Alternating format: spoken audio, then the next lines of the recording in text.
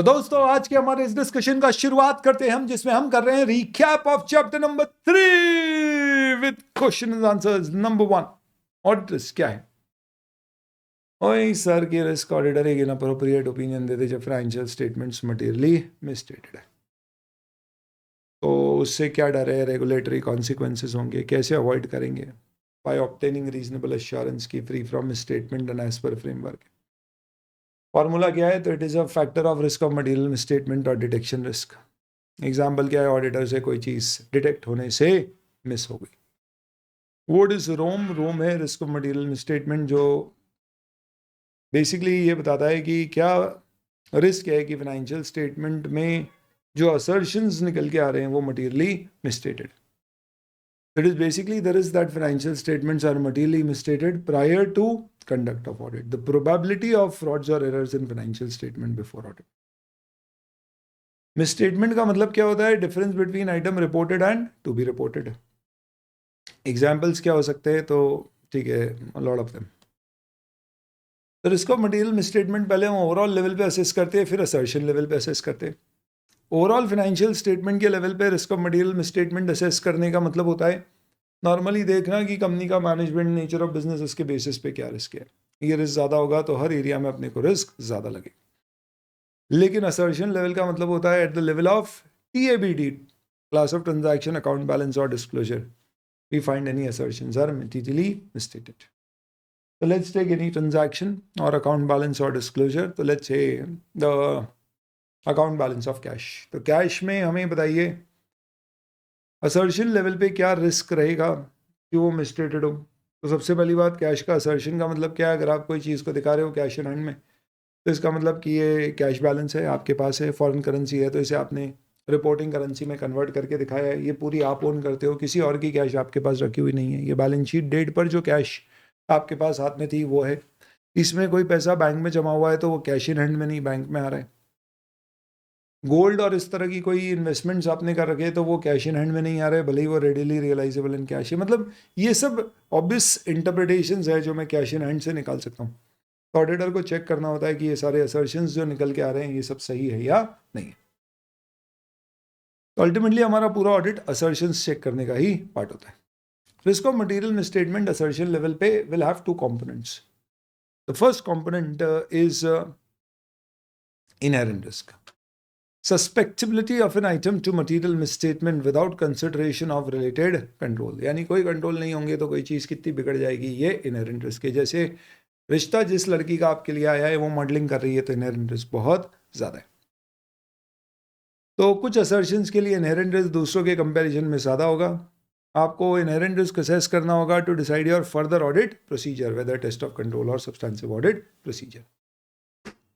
और हर कैटेगरी में क्या होगा? Different level of inherent risk होंगे। जिसमें इनहेरेंट रिस्क का में डेफिनेटली आपको ऑडिट प्रोसीजर्स उस पर कम लगाना पड़ेंगे एंड वाइस वर्सा। तो ये इनहेरेंट रिस्क असेस करना इंपॉर्टेंट है क्या? ऑफ कोर्स उसके बेसिस पे प्रोसीजर्स लगेंगे। क्या बिजनेस भी उसे अफेक्ट कर सकता है? हाँ। क्या एंटिटी और एनवायरनमेंट भी अफेक्ट कर सकती है? Of course. What are the examples?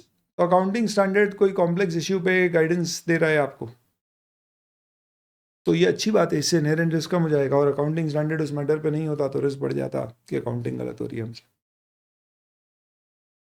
ठीक है, रिस्क की हमारे बिजनेस में फेलियर्स हो सकते हैं क्योंकि नेचर ऑफ बिजनेस ही ऐसा है, it is very risky. Let's say सट्टे का बिजनेस है आपका, ये कैसा बिजनेस है? Control risk is risk that internal control will not be able to prevent और detect and correct on timely basis any material misstatements in the financial statements. तो basically control risk क्या होता है? रिस्क कि हमारे internal control frauds या errors को prevent या डिटेक्ट नहीं कर पाए। तो control risk is dependent on the controls which the management has inputted. It is not in the hands of the it is in the hands of the entity, not in the hands of the auditor. तो जैसे fire extinguisher, smoke detector, good internal controls, हालांकि ये auditor से related या connected नहीं है तो हमें उससे मतलब नहीं होना चाहिए यूजुअली। सिमिलरली कोई ऐसे कंट्रोल रिस्क है जो आपके लिए मटेरियल नहीं है, जैसे पेटी कैश वगैरह, तो आप बोलोगे कि यस कंट्रोल रिस्क है इसमें बट मटेरियल नहीं है, तो इसलिए हम क्या करते हैं? हम रिस्क ऑफ मटेरियल मिसस्टेटमेंट देखते हैं। तो inherent risk plus control risk will give us risk of misstatement. Materiality का तड़का लगाएंगे तो पता पड़ेगा रिस्क ऑफ मटीरियल मिसस्टेटमेंट। और रिस्क ऑफ मटीरियल मिसस्टेटमेंट ज़्यादा है तो हमें प्रोसीजर बढ़ा के डिटेक्शन रिस्क कम करना चाहिए। तो risk auditor procedures will not be able to reduce the audit risk to acceptably low level is detection risk, which means we will not be able to detect a misstatement in the financial statement which may exist. ये क्यों होता है? क्योंकि एक तो हम sampling करते हैं, प्लस आप 100% चेक करोगे तो भी कुछ चीज़ें आप नहीं निकाल पाओगे गलतियाँ। क्यों? कुछ भी हो सकता है, गलत प्रोसीजर लगा दिया मैनेजमेंट ने, आपको डेटा गलत दे दिया, अल्टीमेटली हम परसुएसिव ऑडिट एविडेंस पे रिलाई करते हैं, ऑल दैट स्टफ। तो ऐसा नहीं है कि सिर्फ सैम्पलिंग करने के कारण ही ये रिस्क होता है या 100% चेक करूंगा तो ये रिस्क खत्म हो जाएगा। ऑडिटर के हाथ में सिर्फ एक ही रिस्क है, डिटेक्शन रिस्क। कंपनी के हाथ में एक रिस्क है जो कंट्रोल रिस्क है। Inherent risk is influence by the company but also by the circumstances. हमें डिटेक्शन रिस्क को मैनेज करना है based on assessment of inherent और कंट्रोल रिस्क। इसलिए कहते हैं कि हम इनहेरेंट और कंट्रोल रिस्क को क्या करते हैं? असेस करते हैं by applying risk assessment procedures. और डिटेक्शन रिस्क को हम डिसाइड करते हैं by determining the nature, timing, extent of further audit procedures. ध्यान रखना ऑडिट रिस्क में क्या चीज़ें नहीं आती है। तो it does not refers to auditors business risk, यानी कि आपकी रेपुटेशन खराब हो गई, आपके ऊपर कोई लीगल केस लग गया, वो सब ऑडिट रिस्क नहीं है। ना ही ऑडिट रिस्क पे ये शामिल है कि आपने फाइनेंशियल स्टेटमेंट को बोल दिया कि वो फाइनेंशियल स्टेटमेंट गलत है जबकि एक्चुअल में नहीं है, यानी risk of giving a modified opinion instead of unmodified, ये भी ऑडिट रिस्क नहीं है, ये इंपॉर्टेंट है। ऑडिट रिस्क इज प्योरली कि हमने ओपिनियन दे दिया सब कुछ सही है जबकि सब कुछ सही नहीं है। अब रिस्क क्या? प्रोफेशनल जजमेंट का मैटर है। Of course risk of material misstatement, detection risk assess करना is a matter of professional judgement, और ये उसका फॉर्मूला या एक माइंड मैप या एक ब्रेकअप है। नॉर्मली रोम को हम कंबाइंड असेस करते हैं, तो इनहेरेंट रिस्क, कंट्रोल रिस्क समझने के लिए अलग से समझ लीजिए, बट हम नॉर्मली उसे अलग अलग से कैलकुलेट नहीं करते, साथ में कंबाइंड कंप्यूट करते हैं।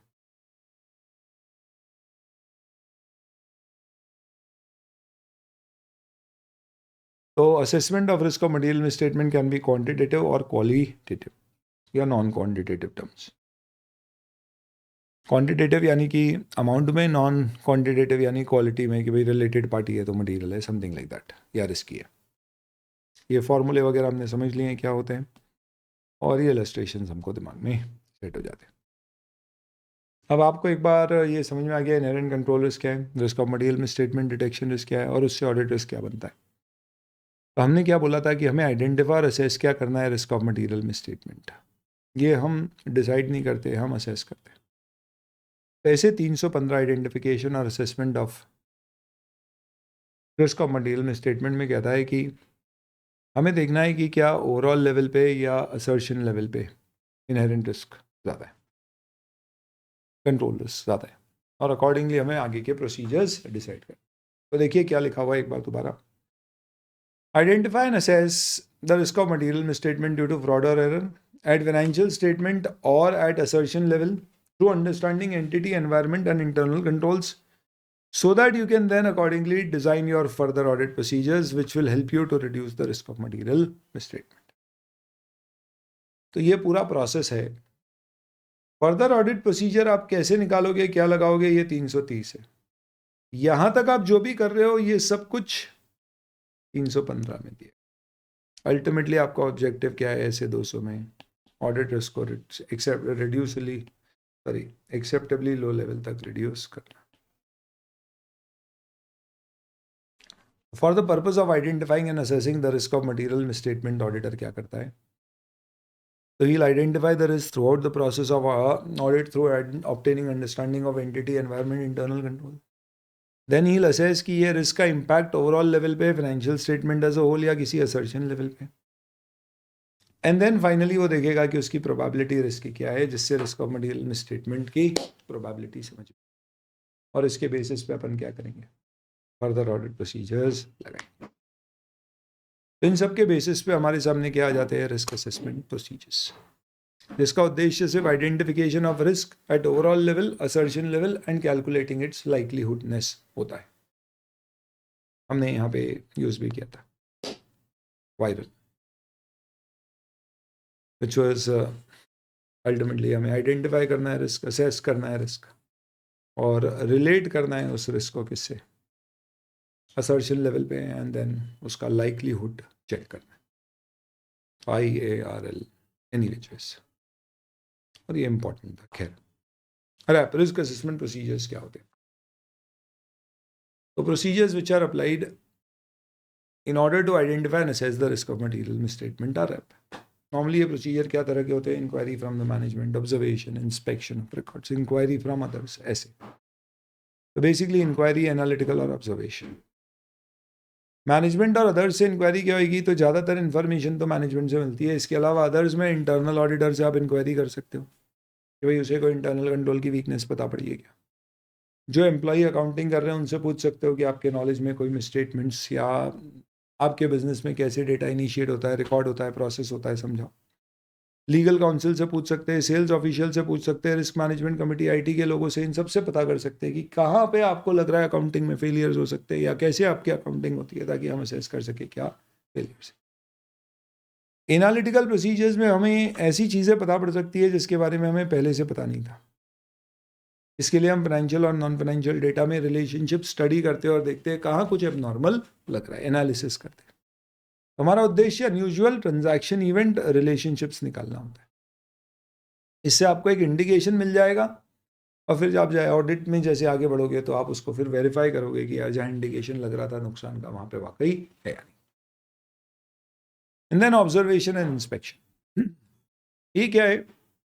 This is another way of risk assessment, जिसके लिए आप नॉर्मली इंटरनल कंट्रोल्स में यूज़ करते हो कि आप कंट्रोल्स कंपनी कैसे फॉलो कर रही है, ऑब्जर्व कर लो।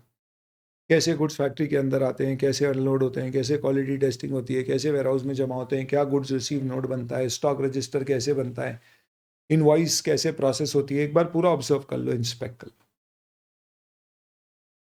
तो जब आप मैनेजमेंट से इंक्वायरी कर रहे हो, दूसरों से पूछताछ कर रहे हो, साथ में ऑब्जर्वेशन और इंस्पेक्शन भी कर सकते हो। इससे आपको एंटिटी, उसके एनवायरनमेंट और उसके इंटरनल कंट्रोल्स के बारे में पता पड़ेगा। इसमें क्या चीज़ें हम ऑब्जर्व करते हैं, एंटिटी के ऑपरेशन ऑब्जर्व कर सकते हो, डॉक्यूमेंट देख सकते हो, रिपोर्ट्स देख सकते हो, प्रेमाइस की स्टडी कर सकते हो, वॉक थ्रू कर सकते हो। तो आप बताइए, रैप लगाने से क्या हमें कोई ऑडिट एविडेंस मिल रहा है? तो दो चीज़ें हो रही है, एक तो रिस्क असेसमेंट हो रहा है और दूसरा हो सकता है कि रैप लगाने के साथ साथ ही क्या हो जाए, ऑडिट एविडेंस भी मिल जाए। ये वही वाली बात है कि हमें वो पसंद थी पर हम उसकी दोस्त से उसके बारे में जानकारी लेके दोस्त को इतनी पार्टी दे रहे थे कि उसको ऐसी जे फीलिंग हुई कि वो खुद आके ही पड़ गई कि उसे क्यों दे रहे। हमारा उद्देश्य क्या था? जानकारी निकालना, ताकि हम उसको अपना बना सके, पर वो तो जानकारी निकालने में ही अपनी बन गई। तो हो सकता है हम लगा रहे थे रैप पर, उससे ऑडिट एविडेंस मिल जाए। ये आपका पूरा ऑडिट रिस्क और रिस्क असेसमेंट प्रोसीजर का डिस्कशन है। अब आते हैं मटीरियलिटी में। चलिए थोड़ी सी सांस ले लीजिए और उसके बाद आ जाइए मटीरियलिटी, अगला टॉपिक। आंवला अचार बढ़िया लगता है। ओए होए होए, आंवले का तो मैंने कभी खाया ही नहीं। आंवले का मुरब्बा जरूर खाया है, मीठा मीठा।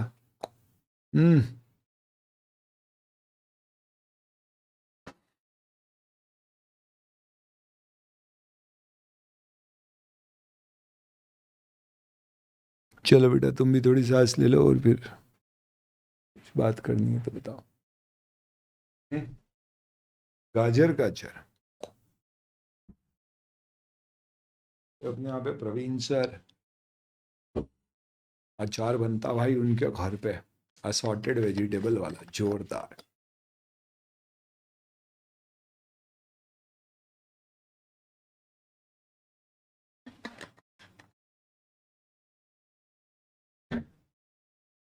भाभी भिजवाती है हमारे पास, कई दिनों बाद नहीं आता है तो अपन खाली बर्तन ही भिजवा देते, बोतल कांच की, कि भाई भर के भिजवा दो। आओ मटीरियलिटी पर आओ। तो मटीरियलिटी ऐसे 320 में हमने डिस्कस करी थी, क्या देखा? आज आई बहर मटीरियलिटी का इंतजार ओ बच्चों। समझ लो यार, मटीरियलिटी बड़ा सिंपल है। ऐसे 320 में हम बात करते हैं materiality in planning and performing the audit. तो और कहाँ मटीरियलिटी देखी जाती है? At the time of deciding कि हमें कोई मिसस्टेटमेंट मिला है तो उसे रिपोर्ट करना है, नहीं ऐसे 450। चलिए किसी को मटेरियल कब माना जाता है? तो misstatement are said to be material when they individually और collectively can influence the decisions that the primary users of the financial statements make based on the financial statements. हमारे लिए क्या रेलेवेंस है मटेरियलिटी का? तो ऑडिटर को क्या करना है? डिसाइड करना है कि कोई मटेरियल मिसस्टेटमेंट तो नहीं रह गए फ्रॉड और एरर के फाइनेंशियल स्टेटमेंट में। वही रीजनेबल एश्योरेंस चाहिए that financial statement are free from material misstatement. तो इसके लिए हम मटेरियलिटी को ध्यान में रख के हमारे ऑडिट प्रोसीजर्स डिसाइड करते हैं। क्या साइज ही मटेरियलिटी है? Not always. नेचर सर्कमस्टांसेस भी मटेरियलिटी को डिफाइन कर सकते हैं। तो 2 स्टेज पे मटेरियलिटी दिखी जाती है। हमारे सिलेबस में 320 है, बट इंट्रोडक्शन 450 का भी है। क्या फाइनेंशियल रिपोर्टिंग फ्रेमवर्क भी मटेरियलिटी की बात करते हैं क्या? तो कई बार फाइनेंशियल रिपोर्टिंग फ्रेमवर्क में मटेरियलिटी का डिस्कशन किया जाता है, और नॉर्मली वो लोग ऐसा कहते हैं कि मटेरियलिटी वो है जो यूजर्स के डिसीजन को इन्फ्लुएंस कर सके सराउंडिंग सर्कमस्टांसेस के आधार पे, और कॉमन यूजर्स को दिमाग में रख के डिसाइड की जाती है। अगर ऐसा डिस्कशन है तो हम वही मानेंगे, नहीं है तो फिर हम इस तरह की कैरेक्टरिस्टिक्स को यूजुअली मटेरियलिटी की परिभाषा मानेंगे। एज और इंडेज दोनों में मटेरियलिटी डिफाइंड है तो हम वो यूज करते हैं। मटेरियलिटी कहाँ पर यूज होती है? तो ऑडिट प्लानिंग स्टेज पे materiality will be used while applying RAP, assessing, identifying the risk of material misstatement and deciding FAP. क्या नीचे मटेरियलिटी के कोई भी चीज़ मटेरियल हो सकती है या हमेशा ही मटेरियल होगी? Normally, but not always. Circumstances के कारण नीचे की चीज़ें, मटेरियलिटी लेवल से नीचे की चीज़ें भी हो सकता है मटेरियल, पर मेरे लिए ये पॉसिबल नहीं है कि मैं सबके लिए ऑडिट प्रोसीजर डिज़ाइन कर सकूं। इसलिए मैं ऑडिट प्रोसीजर जो डिज़ाइन करता हूँ वो सिर्फ मटेरियल आइटम के लिए करता हूँ, पर जब मिसस्टेटमेंट पता पड़ते हैं तो फिर मैं नेचर भी चेक करता हूँ। साइज ही नहीं, नेचर और सराउंडिंग सर्कमस्टांसेस भी देखता हूँ और डिसाइड करता हूँ रिपोर्ट करना है। तो प्लानिंग परफॉर्मेंस स्टेज में मैं normally materiality common users overall level पे सबके दिमाग में रखते हुए यूज डिसाइड करता हूँ, पर रिपोर्ट स्टेजिंग या रिपोर्ट करने के स्टेज पे मैं चेक करता हूँ कि क्या वो किसी स्पेसिफिक नेचर के कारण भी मटेरियल हो सकती है, और अगर है तो मैं रिपोर्ट करता हूँ। नॉर्मली मटेरियलिटी डिसाइड करने के लिए एक बेस यूज़ किया जाएगा, और ये बेस जो डिसाइड किया जाएगा ये प्रॉफिट, बैलेंस शीट, डिस्क्लोजर से रिलेटेड कोई भी आइटम का हो सकता है लॉ में भी कोई रिक्वायरमेंट दी गई हो, जैसे शेड्यूल 3 बोलता है कोई भी इनकम और एक्सपेंस 1 लाख या 1% ऑफ रेवेन्यू फ्रॉम ऑपरेशन, दोनों में जो भी ज़्यादा है उससे ज़्यादा है तो अलग से डिस्क्लोज करो। बट एक चीज़ समझ लो दोस्तों, ये मैटर ऑफ प्रोफेशनल जजमेंट है, यानी ये तय बात है कि मटेरियलिटी का कोई फिक्स रूल नहीं है, तो आपको based on your own knowledge materiality decide करनी है। एक इंपॉर्टेंट चीज़ है जो ऑडिटर अज्यूम कर सकता है कि users of financial statement understand with respect to financial statement और मटेरियलिटी। एक ऑडिटर ये मान सकता है कि फाइनेंशियल स्टेटमेंट पढ़ने वाला आदमी एक फाइनेंशियली लिटरेट आदमी है, जिसे फाइनेंशियल स्टेटमेंट पढ़ना आते हैं, उसको रीजनेबल नॉलेज है इकोनॉमिक एक्टिविटीज अकाउंटिंग का, वो समझता है कि फाइनेंशियल स्टेटमेंट में इनहेरेंट रिस्क है due to judgments, estimates, choice of policies and what, और हम एक रीजनेबल बेसिस यूज कर सकते हैं फाइनेंशियल स्टेटमेंट को डिसीजन मेकिंग के लिए, but not the only basis. Performance materiality level से नीचे का एक लेवल है जो नॉर्मली इसलिए रखा जाता है ताकि डिटेक्टेड और अनडिटेक्टेड मिसस्टेटमेंट मिला के मटेरियलिटी लेवल से ऊपर ना चले जाए। अनकरेक्टेड एंड अनडिटेक्टेड, ये ट्रांजैक्शन अकाउंट बैलेंस और डिस्क्लोजर लेवल पे भी डिसाइड की जा सकती है। तो अगर आपका मटेरियलिटी ओवरऑल लेवल पे डिसाइडेड है और कोई particular transaction account balance disclosure पे आपने एक लोअर मटेरियलिटी लेवल रखा है, तो परफॉर्मेंस मटेरियलिटी लेवल दोनों लेवल पे एक लोअर लेवल पे डिसाइड किया जा सकता है। तो फाइनेंशियल स्टेटमेंट लेवल पे और अकाउंट बैलेंस लेवल पे हम मटेरियलिटी डिसाइड करते हैं। Financial statement as a whole के लिए हम बेंचमार्क यूज़ करते हैं AEIOV। अटेंशन यूज़र का कहाँ है, क्या एलिमेंट ऑफ फाइनेंशियल स्टेटमेंट है, इंडस्ट्री की क्या लाइफ साइकिल है, नेचर ऑफ बिजनेस क्या है, ओनरशिप स्टेटस क्या है, बहुत ज़्यादा डेट है तो PBIT लो ना कि PBT, और वोलेटिलिटी कितनी है बेंचमार्क। ये कुछ अप्रोप्रिएट बेंचमार्क के एग्जाम्पल हैं, और बेंचमार्क फाइनेंशियल डेटा से ही आएगा, और वो फाइनेंशियल डेटा क्या हो सकता है? तो वो आपको देखना पड़ेगा कि आप इस साल का ले रहे हो या अभी तक का ले रहे हो। जैसे क्वार्टरली है तो ईयर टू डेट लेना है या फॉर द पीरियड लेना है। बजट्स को यूज़ करना है क्या, कोई सिग्निफिकेंट चेंजेस है उसे अफेक्ट करना है क्या। बेंचमार्क को एज इट इज़ उठा नहीं पाएंगे, कई बार एडजस्ट करके उठाना पड़ेगा। तो these are the adjustments which can be done to benchmark. Percentage भी डिपेंड करेगा बेंचमार्क पे। A percent on turnover will be lesser than a percent on profits. Particular account balance transaction disclosure के लिए आप अलग से क्या कर सकते हो? तो खाने का स्टेपल है दाल, जैसे लैंग्वेज, इंग्लिश लैंग्वेज का स्टेपल यानी कि फंडामेंटल है AEIOU वी। हमने कर दिया था यू को भी। तो ये DL है, DL का मतलब कोई की डिस्क्लोजर रिक्वायरमेंट है। Again attention of the user, किसी पे फोकस्ड है और लॉ की कोई रिक्वायरमेंट है। क्या रिवाइज की जा सकती है मटेरियलिटी लेवल? यस, जैसे जैसे सर्कमस्टांसेस चेंज होंगे वैसे वैसे। क्यों? 3 केसेस। आपने जो सोचा था वैसा नहीं हुआ, यानी अनएक्सपेक्टेड आउटकम थे, आपको लग रहा था रिस्क बहुत कम पर ज़्यादा है, या कोई अनएक्सपेक्टेड इवेंट और कंडीशन हो गई, कंपनी ने इस साल मल्टीपल एक्विजिशन कर दिया, ऐसा कुछ हो गया। तो चेंज इन सर्कमस्टांस हो गए, हमारी अंडरस्टैंडिंग में बदलाव आ गया, कोई नई इंफॉर्मेशन हमारे पास आ गई। इन सब कारणों से मटेरियलिटी लेवल चेंज हो सकता है। मटेरियलिटी लेवल अगर कम किए हैं तो आप देखना जो ऑलरेडी प्रोसीजर लगा चुके हो वो पर्याप्त है या और लगाना पड़ेंगे। और नॉर्मली मटेरियलिटी कम होएगा या रिवाइज होगा तो परफॉर्मेंस मटेरियलिटी भी रिवाइज करना पड़ सकता है। कृपा करके डॉक्यूमेंट करो materiality, performance materiality at overall level, at assertion level और रिविजन इनमें कुछ हुआ है। तो मटेरियलिटी और ऑडिटर्स दोनों क्या है? तो ऑब्वियस सी बात है कि ये कॉन्सेप्ट मटेरियलिटी का प्लानिंग परफॉर्मेंस स्टेज पे और मिसस्टेटमेंट आइडेंटिफाई करने के स्टेज में आता है, क्योंकि ऐसे भी हमारा उद्देश्य ऑडिटर्स खत्म करना नहीं है, एक्सेप्टेबली लो लेवल तक ले जाना है। इसलिए हम मटेरियल चीज़ों पे ही कोशिश करते हैं रिस्क को कम करने की। This is basically what materiality is all about. Point number 2, हम तो क्वेश्चन आंसर्स। चलिए थर्ड पार्ट पे आते हैं, understanding entity and the environment. इसमें क्या है? तो सबसे पहली बात, अपन understanding entity and the environment लेंगे तो क्या हो रहा है, ऑडिट शुरू करते समय अपन पहले पूरा एक ओवरव्यू ले रहे हैं, किसका? एनवायरनमेंट, एंटिटी और उसके साथ में इंटरनल कंट्रोल का। अभी तो हमें रिस्क असेसमेंट करने में मदद मिलेगी। तो देखिए, auditor shall obtain understanding of the following. काय की अंडरस्टैंडिंग लेनी है? Industry, regulatory and other factors, entity, policy, objective, scope, associated businesses और फाइनेंशियल परफॉर्मेंस, यानी कि फाइनेंशियल कंपनी के क्या है वो भी हमें देखना पड़ेगा। इसरो ने ऐप से ब्रह्मास्त्र फोन पे करके खरीद ली, तब फालतू निमोनिके की कभी नहीं भूल पाओ। तो सबसे पहले इसरो में तुम क्या करना, एस हटा देना, इंडस्ट्री, रेगुलेटरी रिक्वायरमेंट और अदर फैक्टर्स। ने में तुम्हें क्या लेना है, नेचर ऑफ एंटिटी, आई हटा देना। ऐप से पी हटा देना, अकाउंटिंग पॉलिसी। से ब्रह्मास यानी एस से आई हटा देना, स्ट्रैटेजी, बिजनेसेस।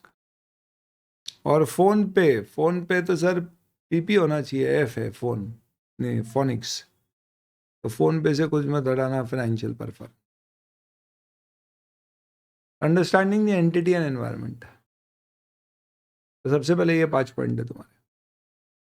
अब इसमें सबसे पहले इसरो यानी हीरो यानी कि इंडस्ट्री, रेगुलेटरी और अदर फैक्टर। इंडस्ट्री में क्या देखना है तुमको, कंपटीशन, सप्लायर, टेक्नोलॉजिकल डेवलपमेंट, और ये कोई फिक्स नहीं है, और भी चीज़ें। लॉज एंड रेगुलेशन में क्या क्या accounting laws and regulation affect होते हैं बिजनेस का, रेगुलेटरी फ्रेमवर्क क्या, अकाउंटिंग प्रिंसिपल्स कहाँ पर डिफाइंड है, इंडस्ट्री रेगुलेटेड है क्या, ऑपरेशंस को क्या अफेक्ट करता है, टैक्स लॉज हमारे पे क्या लग रहे हैं, गवर्नमेंट की recent policies, environmental loss, sorry, और अदर फैक्टर यानी economic factor, inflation, foreign exchange rates, financing. ने यानी nature of entity. Nature of entity में आपको क्या पता करना है, एंटिटी के ऑपरेशंस, उसका मैनेजमेंट, उसका ओनरशिप, उसकी सब्सिडरीज, ग्रुप एंटिटीज के बारे में। तो इससे हमें क्या पता पड़ेगा, उसके स्ट्रक्चर के बारे में, ओनरशिप के बारे में, रिलेटेड पार्टी के बारे में।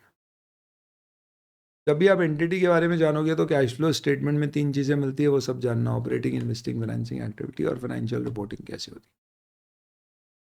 अकाउंटिंग पॉलिसी में चेक करना कि अकाउंटिंग पॉलिसी अप्रोप्रिएट है for the business as per framework है और इंडस्ट्री में यूज हो रही है वैसी है या नहीं।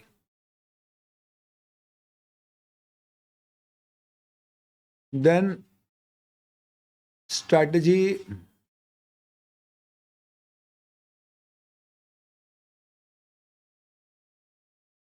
और बिजनेस रिस्क। आपको क्या देखना है, ऑब्जेक्टिव, स्ट्रैटेजीज और बिजनेसेस।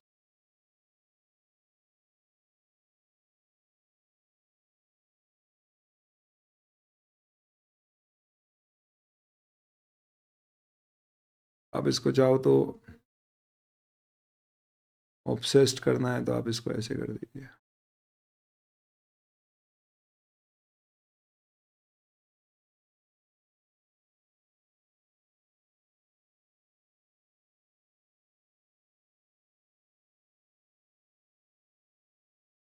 इसरो ने ऐप से ओबीएस पे फुल प्लेनेट दिखा दिया, मजा नहीं आया ना। एक और बना देता हूँ। इसरो ने ऐप पे जब ब्रह्मास्त्र पड़ी तो वो इससे इतना ज़्यादा ऑब्सेस हो गया कि उसने फुल पेमेंट पर ब्रह्मास्त्र खरीद ली, बिना कोई डिस्काउंट। जो तुम्हें पसंद आए वो ले लो।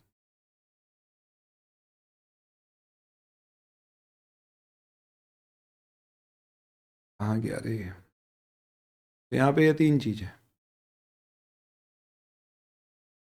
बिजनेस रिस्क, ऑब्सेस्ड, ऑब्जेक्टिव्स और स्ट्रैटेजीज।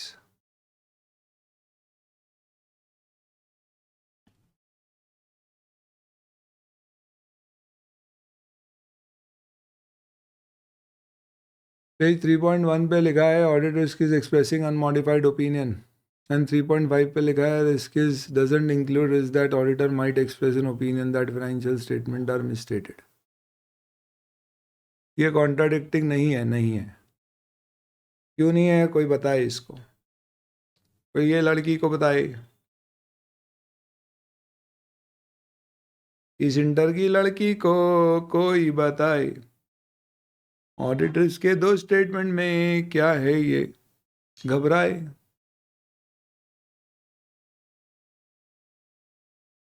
कॉन्सेप्ट का दर्द ये समझे ना।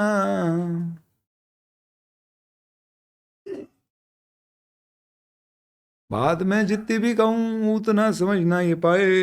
हाय हाय,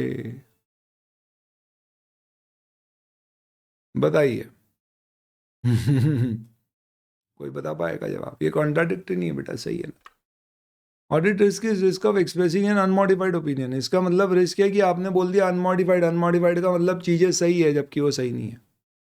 और बाद में लिखा है audit risk does not include a risk that financial statement opinion that financial statement are misstated. यानी कि ऑडिट रिस्क में ये रिस्क नहीं है कि ऑडिटर ये दे दे कि फाइनेंशियल स्टेटमेंट मिसस्टेटेड है, मतलब मॉडिफाइड ओपिनियन दे दे। तो मॉडिफाइड ओपिनियन दे दूं मैं ये जबकि अनमॉडिफाइड देना था, ये रिस्क नहीं है। अनमॉडिफाइड दे दूं जबकि मॉडिफाइड देना था, ये रिस्क है।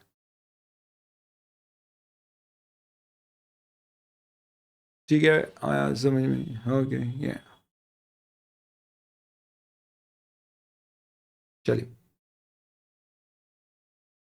हाँ, कहाँ पे थे अपन, ये यहाँ पे। तो ऑब्सेस में हम क्या पढ़ रहे थे, matters auditor consider when obtaining understanding of entity objective business risk include किया इंडस्ट्री के डेवलपमेंट, नए प्रोडक्ट और service expansion and others. Financial performance में आपको क्या देखना है, परफॉर्मेंसेस। तो की परफॉर्मेंस इंडिकेटर्स, रेशियोज जो इंपॉर्टेंट होते हैं।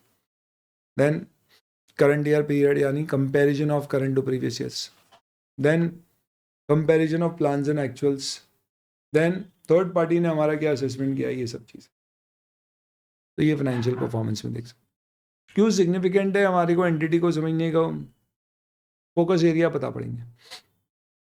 क्या ये कंटिन्यूस प्रोसेस है? हाँ। तो हमें कंटिन्यूसली गैदर, अपडेट और एनालाइज करते रहना है थ्रू आउट द ऑडिट। और ये हमारी किन चीज़ों को अफेक्ट करेगा या क्या चीज़ें हमें through out the period assess करनी है। या क्या चीज़ें चेंज होती रहेगी जैसे जैसे हमारी इंफॉर्मेशन अपडेट होगी, हमारा असेसमेंट ऑफ रिस्क मटीरियलिटी, क्या पॉलिसी एप्ट है या नहीं है, फोकस एरियाज क्या होना चाहिए, एनालिटिकल प्रोसीजर के एक्सपेक्टेड आउटकम क्या सही मिल गए या नहीं, ये सारे सवाल का जवाब अपडेट होते रहेगा जैसे जैसे आपको इंफॉर्मेशन मिलती रहेगी. That was point number 3 which is entity environment की understanding.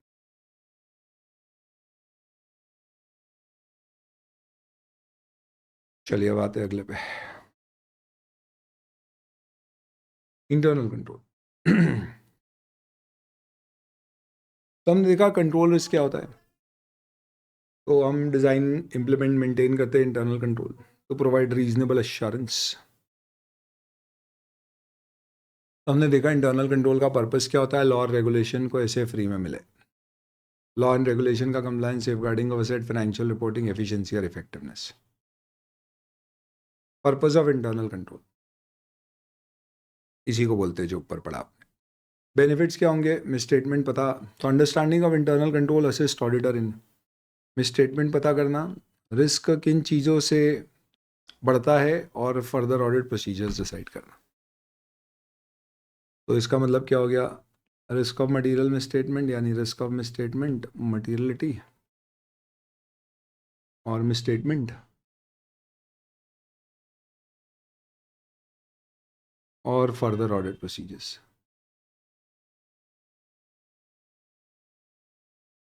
Limitation of internal control क्या, ह्यूमन जजमेंट है, कोल्यूजन हो सकता है, अंडरस्टैंडिंग की प्रॉब्लम हो सकती है, जजमेंट इन्वॉल्व होते हैं तो कई बार हमें लगता है कंट्रोल की ज़रूरत ही नहीं है पर होती है. छोटी एंटिटी में सेग्रीगेशन ऑफ ड्यूटी वगैरह पॉसिबल नहीं होता. 5 चीज़ें. कॉम्पोनेंट मौसी काकी रैप करने लगी. Control activity, environment monitoring, information system और एंटिटी के risk assessment procedure. Control environment क्या होता है, तो अच्छा एनवायरनमेंट होगा तो अच्छे कंट्रोल बन पाएंगे, पर अच्छा एनवायरनमेंट एकमात्र कंपोनेंट नहीं है जिससे कंट्रोल अच्छे हो पाएंगे. तो नॉर्मली ये किस पे डिपेंडेंट होता है, टॉप मैनेजमेंट, उसके ऊपर की गवर्निंग बॉडी और कोड जो हमारा एक ओवरऑल अप्रोच होती है ऑडिट की. एलिमेंट्स ऑफ कंट्रोल एनवायरनमेंट क्या है, तो इसको याद रखने के लिए बनाया था कि सबसे पहले आप देखो एथिक्स और वैल्यू पे कितना फोकस है, मैनेजमेंट की फिलोसॉफी क्या है, TCWG का इन्वॉल्वमेंट क्या है, अथॉरिटी रिस्पॉन्सिबिलिटी स्टेटस कितने अच्छे से डिफाइन किया गया है, डिवीजन ऑफ वर्क कितने अच्छे से किया गया है, HR की पॉलिसीज प्रॉपर है या नहीं है, और कॉम्पिटेंस पे कमिटमेंट है या. सबसे पहले बात करते हैं अगर अपन एथिकल और इंटीग्रिटी की वैल्यूज़ की, तो हमारी कंपनी में बिहेवियरल स्टैंडर्ड्स बनना चाहिए, कोड ऑफ कंडक्ट होना चाहिए, उसे कम्युनिकेट करना चाहिए और इन्फोर्स करना चाहिए कि लोग उसे फॉलो करें. TCWG का पार्टिसिपेशन मतलब गवर्निंग बॉडी, ये वो लोग हैं जो डायरेक्शन जो कंपनी का है उस पर मैनेजमेंट चल रहा है या नहीं, ये नज़र रखते हैं. तो मैनेजमेंट जो नॉर्मली इंडिपेंडेंट होते हैं, काफ़ी एक्सपीरियंस लोग होते हैं, काफ़ी सीनियर होते हैं, और इनका जितना ज़्यादा इन्वॉल्वमेंट होगा, ये जितना नज़र रखेंगे उतनी बेहतर कंपनी की एनवायरनमेंट कंट्रोल की रहेगी. मैनेजमेंट की philosophy towards internal control, accounting policies, financial statement दर्शाती है कि मैनेजमेंट का एटीट्यूड कैसा है information processing, accounting function, employ सबके प्रति. और वो जितना ज़्यादा कंट्रोल ऑब्सेस्ड होगा उतना कंट्रोल अच्छा होगा. ऑर्गेनाइजेशन का स्ट्रक्चर मदद करेगा आपको किस में, planning, executing, controlling, reviewing activity, authority, responsibility, size और नेचर ऑफ द ऑर्गेनाइजेशन. तो हमें अथॉरिटी रिस्पॉन्सिबिलिटी डिवाइड करनी है. और फिर हमारी HR पॉलिसी क्या होती है, सबसे पहले रिक्रूट करना एम्प्लॉय. रिक्रूटमेंट किया है तो उसका प्रॉपर इंडक्शन होना चाहिए, ओरिएंटेशन, ताकि वो काम ढंग से करे. फिर उसे ट्रेन करो, प्रॉपर कंपनसेशन दो, उसका प्रमोट करो, अच्छा काम करे तो रेमेडियल एक्शंस लो, करेक्शन की ज़रूरत है तो काउंसलिंग.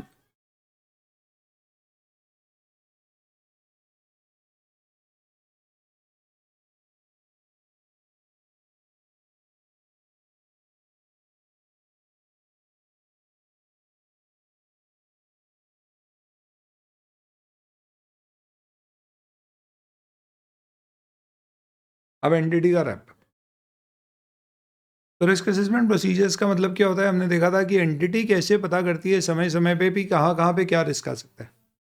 और अकॉर्डिंगली वो कैसे उस पर प्रोसीजर्स लगाती है टू इंश्योर कि हम समय से पहले रिस्क के ऊपर तैयार हो सकें, उसके लिए प्रोसीजर्स बना सकें. You should have a process of identifying the risk, assessing कि उसके होने के क्या चांसेस हैं, उसका कितना सिग्निफिकेंस है हमारे ऊपर, और फाइनली क्या एक्शंस हमें लेने. इसका मतलब हमें यहाँ पे क्या करना है,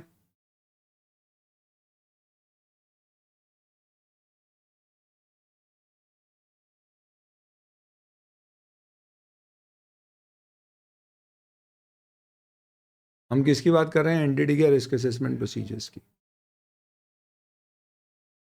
hello, what is AED? IAED, AED currency है बेटा किसकी? तुम बात ही कर रहे थे अभी किसी की, ये उसी की, दिरहम दुबई.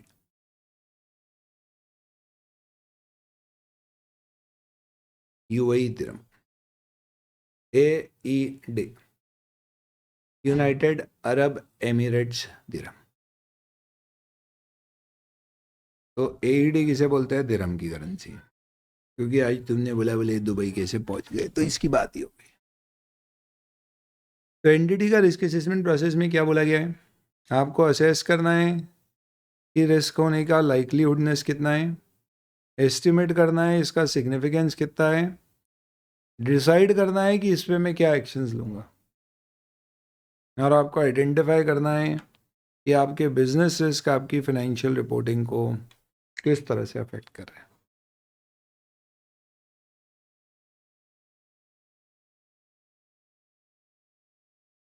तो आपको ये सिर्फ IAED याद करके काम नहीं होगा, आपको आगे के भी ये दोनों कीवर्ड्स याद होंगे. First, you have to identify what business risk relevant to financial reporting objectives. Then you have to assess the likelihoodness of its significance. Then you will have to estimate what is the significance of these risks. And then you will have to decide the possible course of actions which you have to take.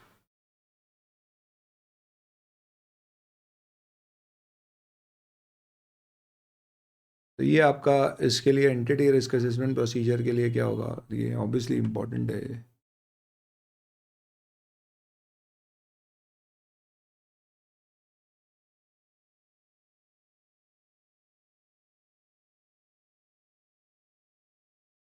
So I went to Dubai to purchase Elsa in dirhams.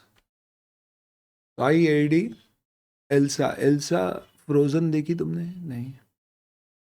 Frozen में जो की character है उसका नाम है Elsa. Elsa, ये तो फालसा लिखा हुआ है, फालसा. ठीक है, फालसा कर लो, ई से याद रखना पड़ेगा. ठीक है, चलिए. तो एंटिटी का रिस्क असेसमेंट प्रोसेस है. फिर देन अब इसमें इतने से ही ये 4 पॉइंट है, इसलिए इंपॉर्टेंट है कि और कुछ है नहीं. और रिस्क किसके कारण से आ सकते हैं, चेंजेस के कारण या नएपन के कारण. तो न्यू किस में हो सकता है, टेक्नोलॉजी नहीं आ गई, बिजनेस मॉडल नहीं आ गए. चेंजेस क्या हो गया, operating environment, competition and all that.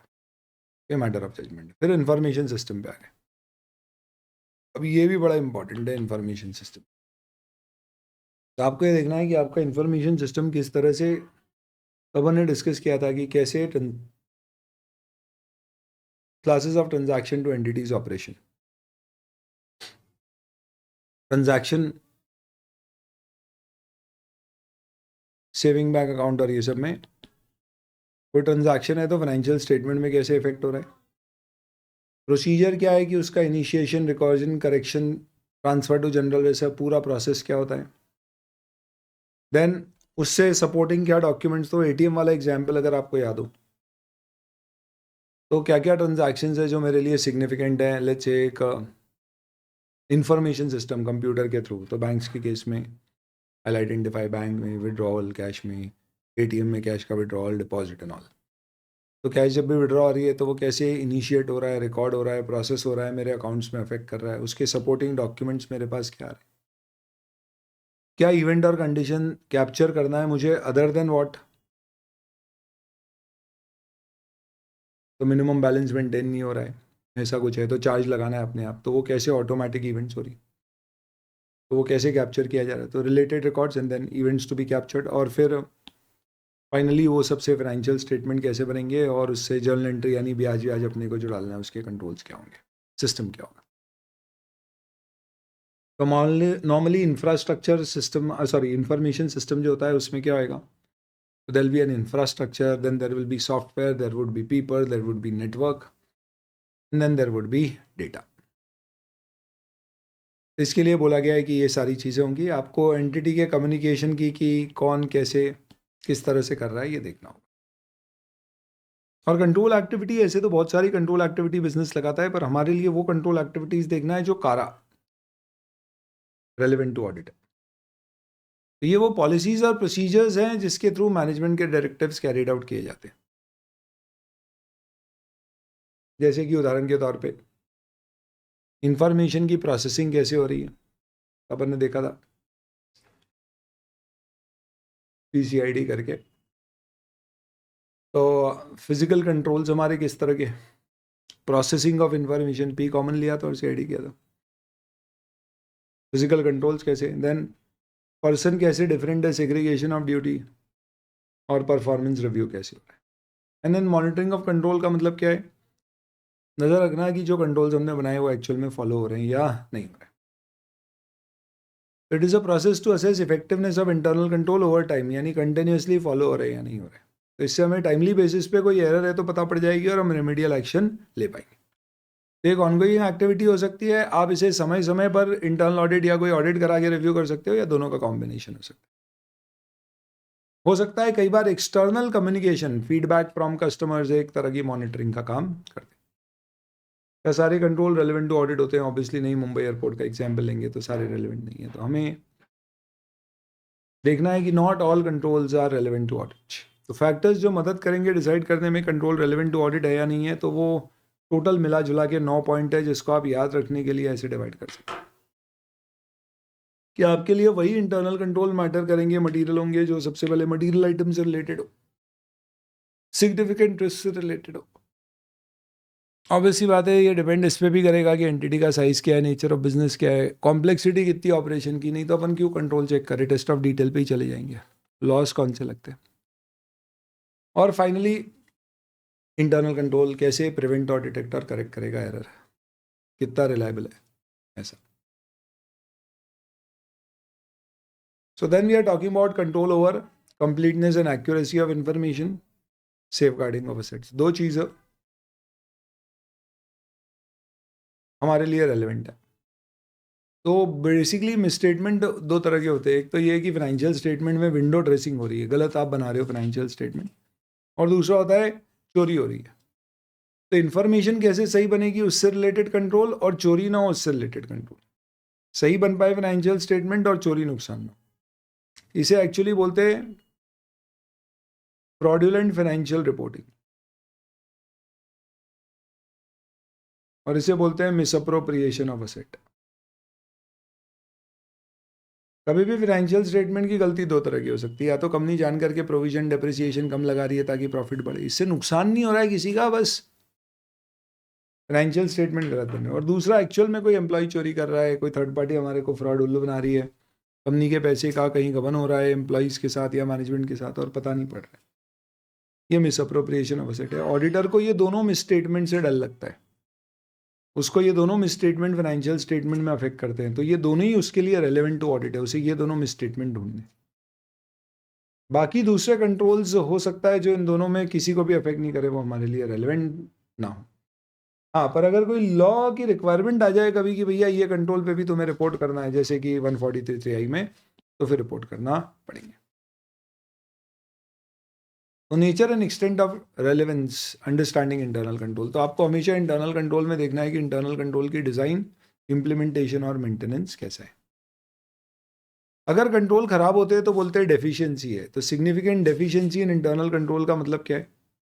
या तो कंट्रोल एग्जिस्ट ही नहीं करता है, या एग्जिस्ट करता है पर वो इफेक्टिव नहीं है, या सूटेबली डिजाइन नहीं है कि वो मिसस्टेटमेंट को प्रिवेंट नहीं कर पाएगा, यानी will not be able to prevent और detect and correct material misstatement. तो क्या रिस्क असेसमेंट प्रोसीजर लगाएंगे, audit evidences. Inquiry, observation, inspection और ट्रेसिंग थ्रू द ट्रांजैक्शंस, ये रैप में भी पढ़ाता है भैया। फिर मैनुअल और ऑटोमेटेड कंट्रोल का डिस्कशन है, क्या बेहतर है क्या है। Risk that requires special audit consideration, ये ओवरऑल ही इंपॉर्टेंट है। हमने बोला था कि रिस्क असेसमेंट में हम देखेंगे कि क्या ऑडिटर के जजमेंट में कोई भी रिस्क सिग्निफिकेंट रिस्क है। नॉर्मली कब रिस्क सिग्निफिकेंट माना जाता है, जब वो कोई फ्रॉड दर्शा रहा है या कोई अपडेट्स या अमेंडमेंट्स है, चेंजेस है, कॉम्प्लेक्स एरियाज़ हैं, तो नॉर्मली उसमें रिस्क हो सकता है काफ़ी बड़ा हो। रिलेटेड पार्टी इन्वॉल्व है, सब्जेक्टिविटी इन्वॉल्व है यूजुअल कोर्स ऑफ बिजनेस के बाहर, तो नॉर्मली आइडेंटिफाई करना है सिग्निफिकेंट रिस्क। तो आपको ये नॉन रूटीन ट्रांजैक्शंस में मिलेगा जो यूजुअली नहीं होती, और जजमेंटल मैटर्स में मिलेगा। तो नॉन रूटीन ट्रांजैक्शंस अनयूजुअल होते हैं, उसकी साइज़ और नेचर के कारण बार बार होते नहीं हैं, और इसलिए रिस्क ऑफ मटेरियल मिसस्टेटमेंट यहाँ ज़्यादा हो सकता है। क्यों? ज़्यादा मैनेजमेंट इंटरवेंशन होगा, यानी मैनेजमेंट, क्योंकि मालूम है ये रूटीन नहीं है, तो मैनेजमेंट को पता है कि इसको मैं थोड़ा मैनिपुलेट भी कर दूंगा तो किसी को पकड़ में नहीं आएगा।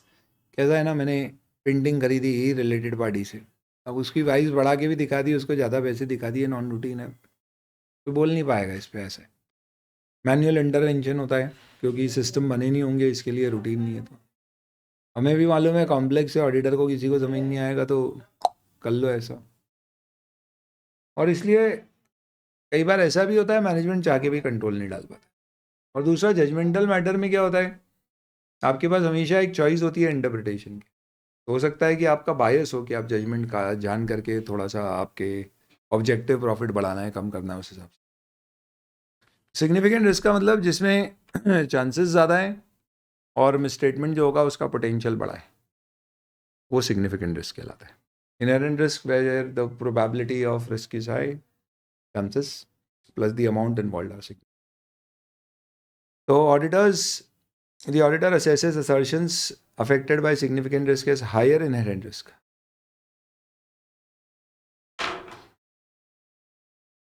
तो हमेशा related party transaction, outside the normal course of business के ट्रांजैक्शन और फ्रॉड्स, इनमें रिस्क ज़्यादा माना।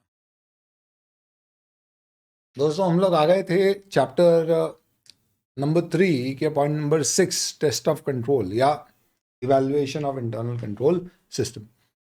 Recap, question answer, recap, question answer. First and foremost क्या दिया गया है? Let's see. It says we have to examine and evaluate internal control system.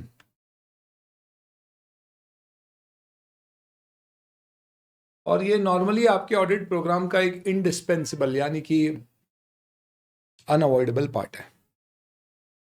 इससे ना सिर्फ ये पता पड़ता है सिस्टम एडिक्वेट है, बट ये भी पता पड़ता है रिकॉर्डिंग इन्फॉर्मेशन की सही से हुई है या नहीं हुई है। तो क्या बेनिफिट्स है? तो सबसे पहले टेस्ट ऑफ कंट्रोल लगा देने से ऑडिटर को इन सारे सवालों के जवाब मिल जाएंगे, यानी उसको फ्रॉड्स पता पड़ सकते हैं, उसको पता पड़ेगा सिस्टम जैसे प्लान किए थे वैसे चल रहे हैं या नहीं चल रहे हैं, इंटरनल ऑडिट अच्छा है या नहीं है, कंपनी ने अपने जो कंट्रोल लगा रखे हैं ऑफिसेज में वो काम कर रहे हैं या नहीं, सेफ गार्डिंग ऑफ असेट्स हो रही है या नहीं, और हम सुधार भी सजेस्ट कर सकते हैं। देख सकते हैं हम कि क्या मैनेजमेंट अपने फंक्शन डिस्चार्ज कर पा रहा है या नहीं, रिपोर्ट रिलायबल है या नहीं है। और साथ ही साथ में हमें यह भी पता पड़ेगा कि क्या ऑडिट टेक्निक्स आगे यूज़ करना बेहतर होगी, कहाँ कंट्रोल वीक है तो वहाँ ऑडिट प्रोसीजर ज़्यादा लगाने होंगे, तो extend and depth of checking हमारी क्या हो पाएगी। तो ये सारे इसी के पॉइंट है, 9 point. Benefits of evaluation of internal control systems. मैंने आपके समझ के लिए इसको डिवाइड किया है कि वेदर, हाउ एंड व्हाट।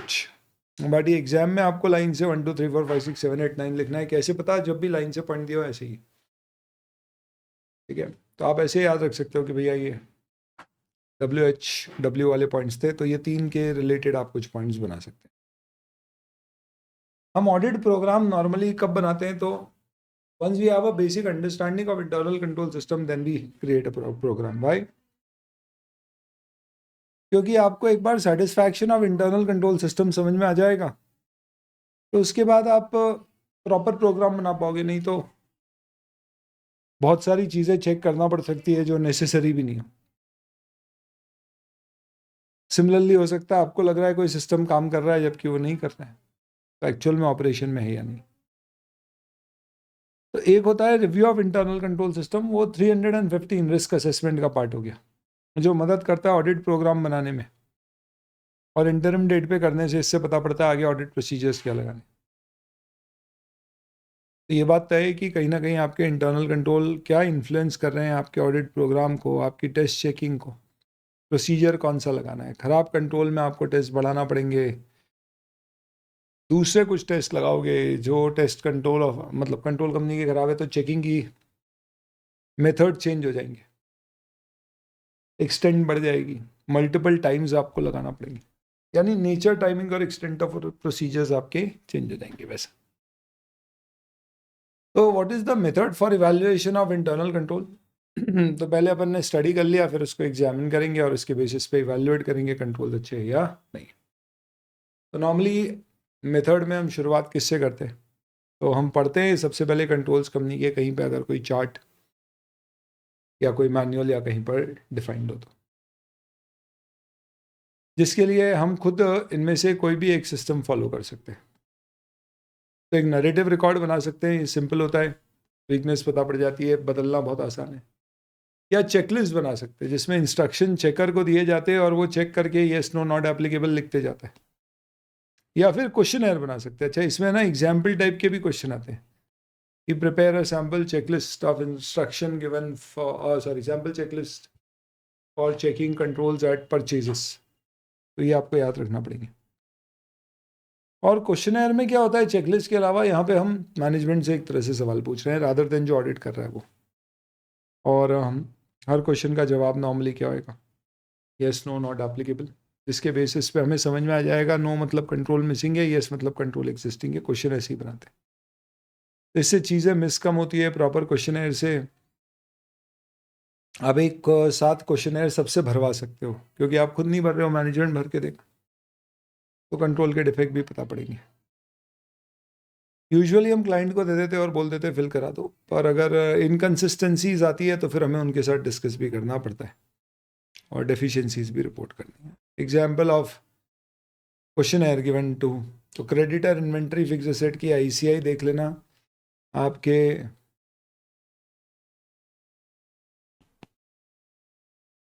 ब्रह्मास्त्र में नहीं दिया गया, पर एग्जाम पॉइंट ऑफ व्यू से हो सकता है कि आपको creditor inventory fix asset related आ जाए। यहाँ पे मैंने सिर्फ एक दिया है, पर आप देख लेना। और ये एक बर्ड्स आई व्यू दे देता है विद अ सिस्टमैटिक फ्लो। तो इससे क्या होता है, बिजनेस के फीचर्स, नेचर ऑफ एक्टिविटी, क्या क्या हो रही है, डॉक्यूमेंट कहाँ जनरेट हो रहे हैं, क्रिएट हो रहे हैं, ये सब पता पड़ जाता है। तो बेहतर है नैरेटिव से, बट थोड़ा कॉम्प्लिकेटेड हो सकता है। तो that is evaluation of internal control systems. अभी अपन ने क्या डिस्कस किया, बेसिकली कंट्रोल्स का रिव्यू करने का सिस्टम एक इनिशियल लेवल पे असेस किया। चलिए, why one of the team members What and Well Limited was keen knowing whether internal control of company will safeguard company's asset। तो वो रिव्यू करने से उसको मालूम पड़ेगा। Each team member there and here limited was of the view evaluation of internal control will help in identifying areas where control is weak। सही है, बिल्कुल। In order to evaluate, यही नहीं कहाँ पर वीक है, ये भी कि कहाँ पे ज़्यादा ही है, दोनों पता पड़ेगी। ठीक है। In order to evaluate internal control of your and my limited, a team member of auditors used a method according to which number of questions relating to internal control were required to be answered by employees of the company. After obtaining the answer, there was a discussion relating to those answers between team members of auditor and employees of the company for clear picture. कौन सा method है, questionnaire. Healthy or useful into small manufacturing as well as trading for purpose of evaluating internal control, team member of the company used a method in which whole description of internal control that was operating in the said was recorded। Narrative record होगा, self practice आपके लिए। And then last is testing of internal controls, जिसमें कुछ ज़्यादा questions है नहीं। तो test of control क्या होता है, यहाँ पे आप डिजाइन और operating effectiveness, whether controls are in place and operating effectively and throughout the period continuously check करते हैं। तो हम इसमें एलिमेंट्स ऑफ कंट्रोल एनवायरनमेंट भी चेक करते हैं, कंपोनेंट्स ऑफ कंट्रोल भी चेक करते हैं। कई बार हो सकता है आपने रैप लगाए हों ये सोच के कि रिस्क पता पड़ेगा, पर उससे टीओसी का काम हो जाए, वो जो मैंने कल बताया था आपको, उसकी फ्रेंड पे ध्यान दे रहे हैं पर वो पड़ गई। ज़रूरी नहीं है कि रैप और फैप भारत पाकिस्तान है, कई बार ओवरलैपिंग प्रोसीजर्स या साथ साथ में भी लगते हैं। नॉर्मली टेस्ट ऑफ कंट्रोल में क्या किया जाता है? Inquiry, observation, inspection of documents, reperformance और ऑटोमेटेड कंट्रोल। ध्यान रखना, observation will give you a good idea to review the internal control और get idea about the internal control, but test करने के लिए तो आपको खुद को परफॉर्म करना पड़ेगा। तो इसलिए ऑब्जर्वेशन की बजाय हम रीपरफॉर्मेंस, सिर्फ देखेंगे नहीं, will not just be a sheer spectator but we will be the player. अपन ने वहां क्या पढ़ा था? इंस्पेक्शन, इंक्वायरी, ऑब्जर्वेशन और एक था ट्रेसिंग द ट्रांजैक्शन। ये किस में पढ़ा था अपन ने? रिस्क असेसमेंट प्रोसीजर्स में, इंटरनल कंट्रोल्स के लिए, या जनरल रिस्क असेसमेंट प्रोसीजर। यहाँ पे ट्रेसिंग की बजाय अब हम ऑटोमेटेड कंट्रोल्स का लिख रहे हैं, रीपरफॉर्मेंस इंस्टेड ऑफ ऑब्जर्वेशन, इसे भी याद रखने के लिए। तो नॉर्मली आप टेस्ट ऑफ कंट्रोल में क्या देखते हो कि कैसे अप्लाई किए थे, किसने अप्लाई किए थे और रिव्यू किसने किया, सॉरी कंटिन्यूसली लगे या नहीं लगे। जब भी डिविएशन नोटिस होंगे तो हमें देखना पड़ेगा कि कंट्रोल्स बेहतर हुए या नहीं। नॉर्मली जब चेंजेस होते, कुछ नई इवेंट्स आती है तो डिविएशंस आ सकते हैं। आपको बेसिकली क्या देखना है? Are in place, effectively operating and continuous है या नहीं। तो ये सब करके फिर आप फाइनली कंक्लूड करोगे कि आपका रिस्क मैनेज हो गया या नहीं, और फिर आप फाइनली डिसाइड करोगे कि ऑडिट कंक्लूड कर सकते हैं।